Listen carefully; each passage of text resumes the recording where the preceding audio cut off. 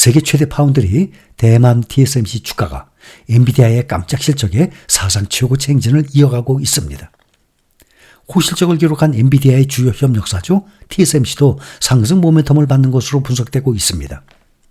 TSMC 주가가 지난 22일 전 거래일보다도 2.73% 상승한 864 대만 달러로 장을 마감해서 종가 기준 최고치를 기록했습니다.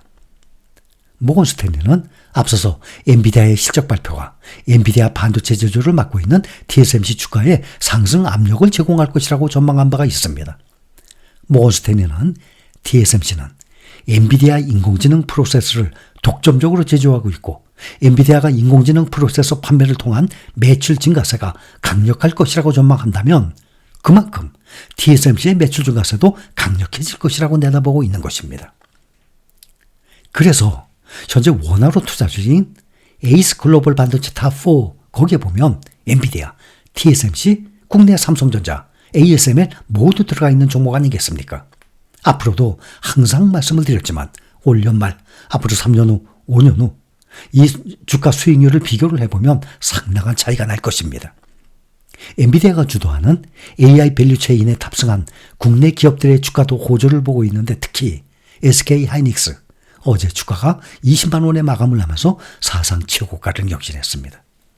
제가 2017년도인가 그때쯤 그러면은 한 7년 전이죠. 66,600원에 매도했다고 말씀드렸어요. 그럼 그때에 비하면 주가가 지금 만약에 안 팔고 놔뒀으면 3배나 상승했겠네요. 그러나 그 동안에 그거 이상의 다른 쪽으로 투자해서 또 더 많은 수익을 또 냈던 건 아니겠습니까? 인공지능 테마를 주도하는 미국의 그래픽 제조업체 엔비디아 시가총액이 독일 증시 전체의 시총을 합한 것보다 더 커진 것으로 나타났어요. 독일 증시에 상장된 기업들의 시총은 도합 약 2조 5,100억 달러.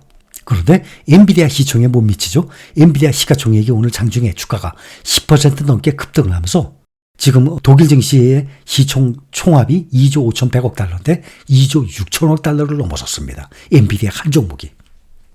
마이크로소프트, 애플에 이어 미국 증시 시가총액 3위 자리를 공고히 했습니다. 앞으로 정말 언제쯤에 2위 애플을 뛰어넘을지 한번 봅시다.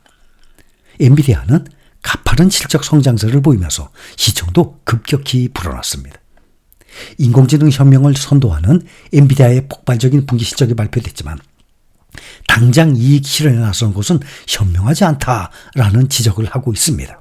오늘 골드만삭스 출신 CNBC 방송의 매드머니 진행자죠. 짐 크레이머가 AI 혁명이 다른 무언가를 기반으로 실행될 때까지 엔비디아를 소유하고 거래하지 말아야 한다면서 포트폴리오가 너무 커져서 수익을 내야 하는 경우가 아니라면 섣불리 팔지 말라라고 말했습니다. 크레이머는 엔비디아가 계속 기대를 뛰어넘는 실적을 내고 있다면서 투자자들이 엔비디아의 성공을 회의적으로 생각해서는 안 된다라고 말을 했습니다. 이번에는 전기차 테슬라를 봅니다. 테슬라가 2030년까지 연간 2천만 대의 차량을 인도하겠다는 장기 판매량 목표치를 올해 연례 보고서에서 삭제한 것으로 확인됐어요. 그러면서 주가가 오늘 많이 떨어졌습니다. 오늘 테슬라 주가가 전장보다 3.54% 떨어진 173.74달러에 마감했습니다.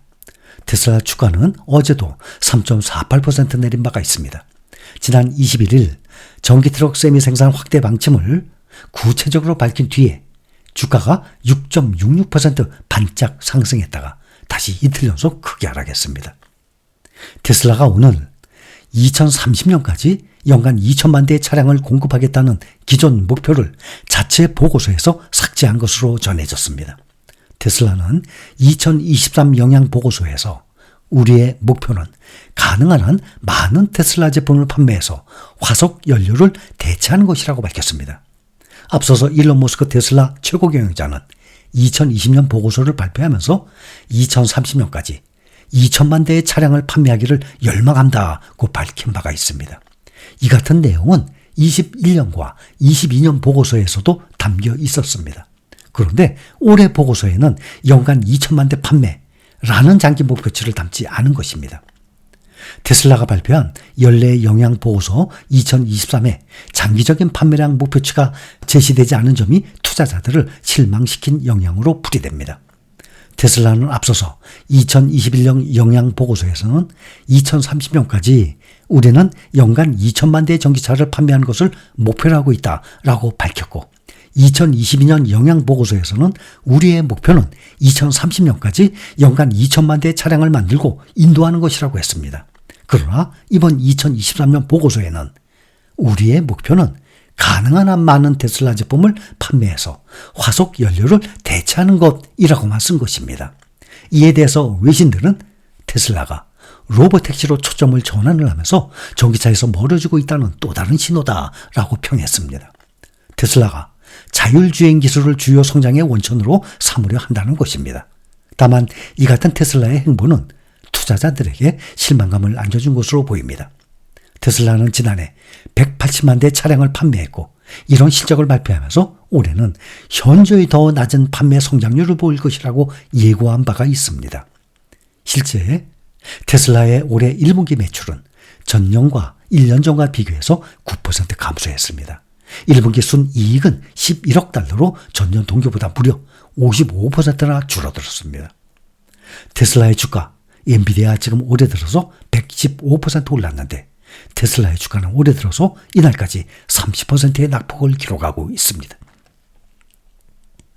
월가에서 투자 전설로 불리는 롭 아노트 리서치의 어플리에이트 회장이 엔비디아에 대한 어두운 전망을 내놨습니다.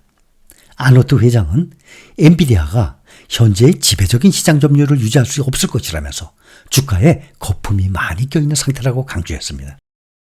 앞서 지난해 9월에도 아노트 회장이 엔비디아의 주식시장의 회의적인 시간을 드러냈었습니다.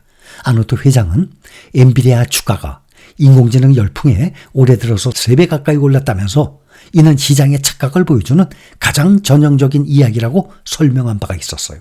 즉 엔비디아가 좋은 기업이지만 시장이 이를 너무 과대평가하면서 주가를 과도하게 끌어올렸다는 게 그의 해석이에요. 근데 그렇게 말을 했는데도 불구하고 작년 9월 이후 8개월 만에 주가는 또다시 지금 현재 2배 이상으로 상승했습니다. 이날 아노트 회장의 발언은 엔비디아가 1분기 어닝 서프라이즈를 기록한 가운데 나온 것입니다. 앞서서 엔비디아는 시장 예상치를 뛰어넘는 1분기 주당 순이익과 매출을 공개하고 10대1 주식 분할, 150% 배당금 인상 계획 이런 것을 발표하면서 전장 대비 오늘 10% 가까이 급등을 했습니다.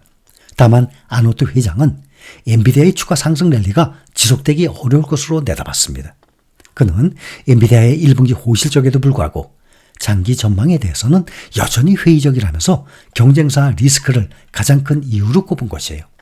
아노트 회장은 엔비디아가 성공한 이유는 앞으로도 반도체 산업을 지배할 것이란 기대감 때문이지만 AMD, 인텔, TSMC 등의 경쟁사들이 뒤쫓는 상황에서 쉽지 않을 것이라면서 엔비디아가 지금의 시장 점유율을 계속 유지할 수 없을 것이라고 강조한 것입니다.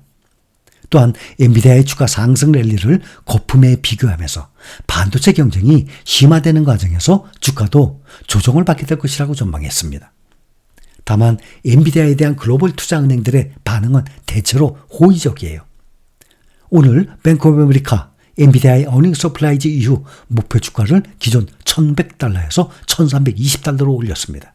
이외에도 바클레이즈가 1,200달러, 번스타인은 1,300달러, 제프리스는 1,350달러로 목표가를 조정했습니다.